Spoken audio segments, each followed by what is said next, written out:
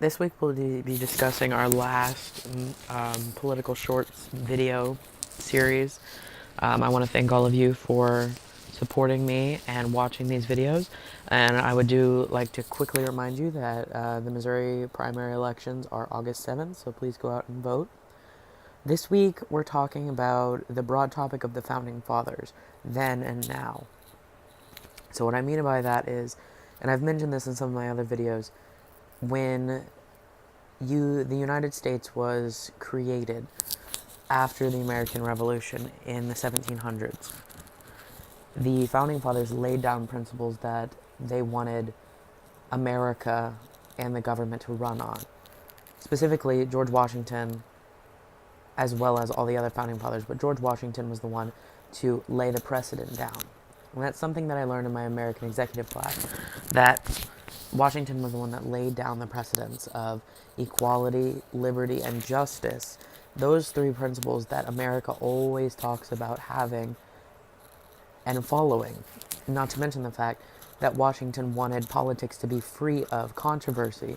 He wanted it to be more progressive in a sense, that we could move forward throughout the years, and that even then, after he was gone and after all of the Founding Fathers were gone, even 200 years from then, that we would still we would have a society where those were still being upheld. However, all of this kind of fell apart at the beginning of the founding of the United States due to the fact that we had the political divide between Jefferson and Hamilton, which, for lack of a better phrasing, was bound to happen because people disagree all the time.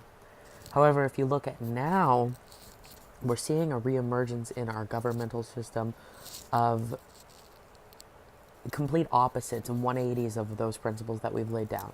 You're seeing corruption left and right. You're seeing a media that is giving into that corruption, and they're not going out of their way to stop it, because all they care about is who gives them the most money, and they also want the most views. So that's what they play into.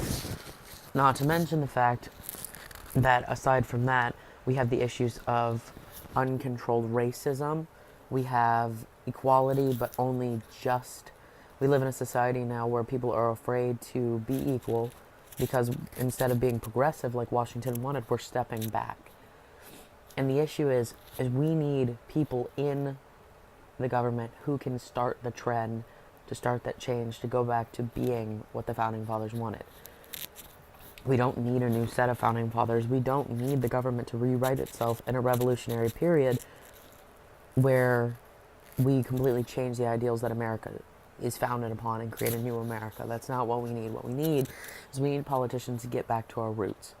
That's why you need to start looking at these politicians for the primaries, because the primary is the first step to getting these people into the government to help make a difference.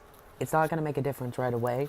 It might not make a difference in your lifetime, but it sure as hell will make a difference if they can start affecting others to seeing that we need to change.